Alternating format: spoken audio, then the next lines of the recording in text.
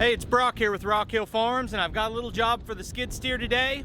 This will be my first time trying to take it somewhere, and I've talked about it before, but I messed up when I bought this trailer because it's only 83 inches between the rails, and all my skid steer attachments are less than that, except for the Harley Rake. And it's 84, plus the side rails are probably make it wider than that. So I've been thinking I couldn't haul it on my trailer, but it has hydraulic tilt, so I'm wondering if I tilt it, if it'll be narrower that way.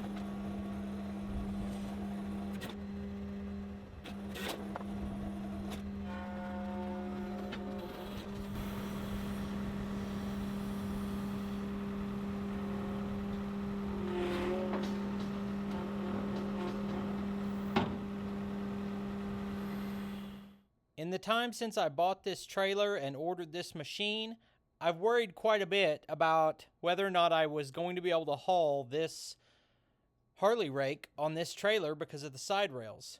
And what I just realized is I can set the Harley Rake on the rails and still open and close the door, which means I can probably haul it the way I just did and not have a problem. I can't see in my mind any way it's going to hurt the machine or the Harley Rake having it on those rails.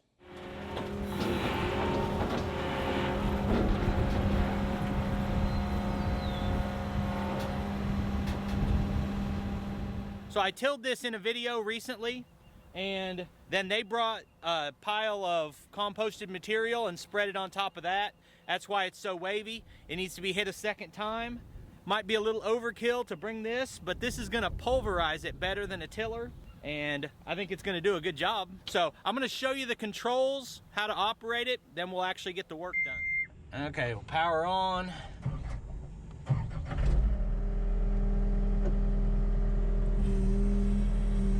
Okay, just to spin the power head, you just use this dial right here.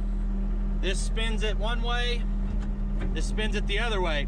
And when you're holding this down, you push this button right here, and it locks in however fast you had it turning when you pushed it, relative to your throttle also. So as you throttle it up, it's gonna speed up. If for some reason you wanted to, you can just run it with your thumb on here, but this locks in your speed. And then with it spinning backward, you angle it with this button one direction,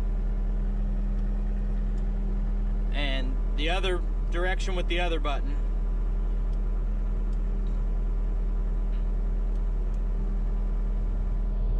Okay, then you've got height control with the casters in the front, and I think we'll put it in float, which you can do float off this trigger right here.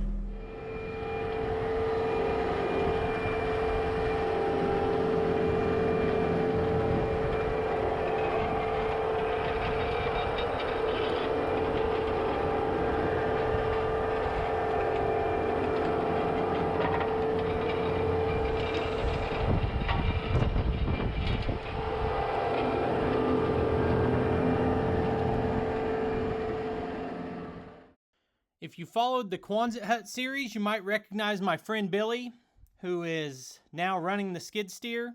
He's got a fair bit of equipment experience, and hopefully we're going to be doing some projects together. So, as hard as it is to give up the controls of the new machine, I thought I'd let him try this a little bit and get his thoughts.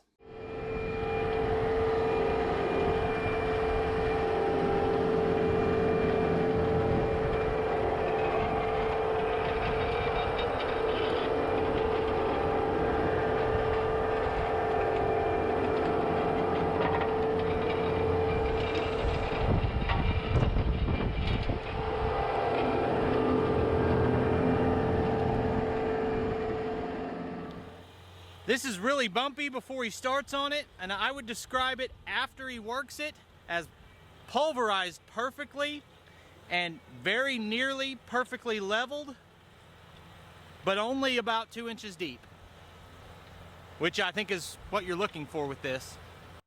Now, I've only ran this a couple times myself, so I'm definitely not trying to give a tutorial, but what it seems like to me is when you're going forward, you want to throw dirt in front of you, and then when you're backing up, you want to reverse the direction of spin on the drum and have it throw the dirt back towards you. Besides having the ability to change the depth that you dig with the casters and the direction you spin, you also have some control over whether you collect dirt as you push through or if you let it windrow off to each side. You do that with a couple of deflectors that can be changed into multiple positions. Right now we're running with the deflector on one side but not on the other, and that's not by design. I'm going to have to look at it when I get back home, but the pin would not go in on the deflector on one side. I would guess you're going to want to run with those deflectors on all the time to push dirt in front of you or pull it towards you if you're backing up. Because without those, you are going to waterfall dirt off of each end the whole time you're driving. Another option is you can angle.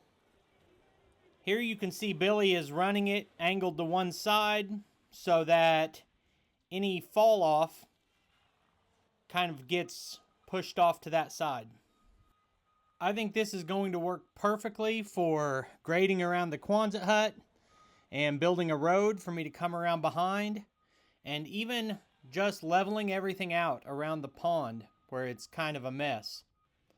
And by the time all those projects are done, I'll really be able to try to take this out and do work for other people.